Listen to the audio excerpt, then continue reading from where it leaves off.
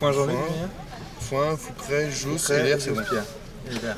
Tout le monde est là. Tout le monde est là. Bon bah super, allez-y. Bienvenue. 10h30 à l'esplanade de la Gare Nord à Bruxelles. Donc là, on va avoir un cortège pour aller se rendre devant le Parlement européen. Il faut se garer là. Espagnol.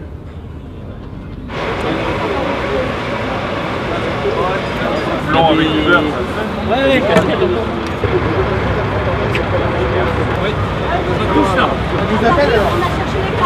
Non, il l'a dit.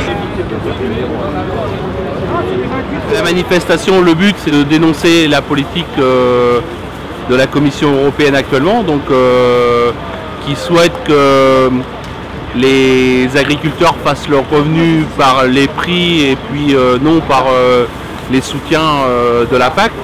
Mais on voit bien tout de suite à la première crise, les prix s'effondrent et les agriculteurs n'arrivent plus à tirer de revenus de leur production. C'est ça qu'on est venu dénoncer aujourd'hui.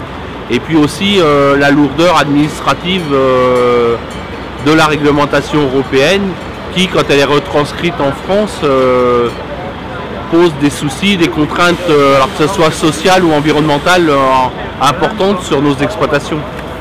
Une estimation peut-être autour de 1000-1500 tracteurs et puis peut-être 4-5 000 manifestants européens.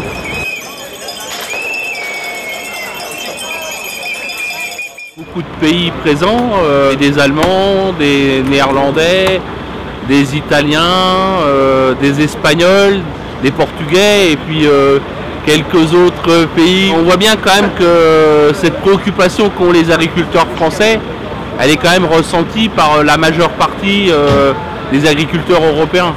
Et c'est là ce qui nous renforce dans nos positions de dire nous on veut un autre modèle de soutien européen par la PAC. Et on voit bien qu'on n'est pas les seuls à le demander, ce qui nous légitime un peu dans nos demandes.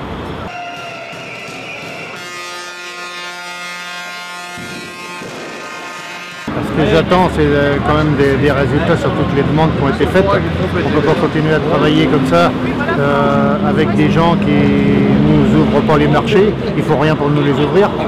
Ce qui nous a quand même fait chaud au cœur, c'est ce matin de voir au moins 3 ministres qui étaient avec nous, ministres européens.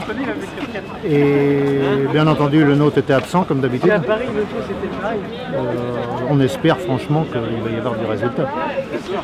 On discute entre nous, il y en a qui parlent français, on a les mêmes problèmes en fin de compte. Par contre, on n'a pas les mêmes charges. Par exemple, l'Allemagne prend de la main-d'œuvre qui coûte beaucoup moins cher que nous, l'Espagne aussi. Ils ont tendance à avoir des produits qui sont vendus un peu moins chers. Donc en résultat, on est dans la même situation. J'ai payé combien en 2014? On a eu 33, 35. Ouais, un peu moins qu'en France alors. Oui, un peu moins dans le supermarché. Oui. Le prix en Belgique, il reste plus haut. D'accord. Donc, c'est pas normal. L'argent d'agriculteur, il est à le prix du monde. Et ça c'est pas juste.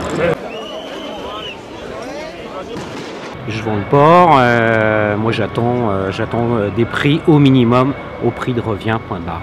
Oui, il y avait une grande partie des éleveurs, des producteurs ou des agriculteurs de la communauté européenne. Je ressens que de toute façon, en fin de compte, il n'y a pas qu'en France qu'il y a des soucis. Il y en a ailleurs, peut-être que il va se faire des choses. Je vois qu'on n'est pas tout seul. Donc j'espère qu'il y aura des échanges à haut niveau. Donc je dis clair ici, aux fonctionnaires, aux commissaires, aux ministres, ceci est un avertissement. Nous ne resterons pas dans ce dispositif très longtemps. Mesures de gestion de risque, mesures de gestion de marché, prix, décharge à la baisse, moins de conditionnalité, moins de normes, moins de verdissement. Voilà notre combat, voilà celui que nous menons à Bruxelles, c'est aussi celui que nous menons à Paris.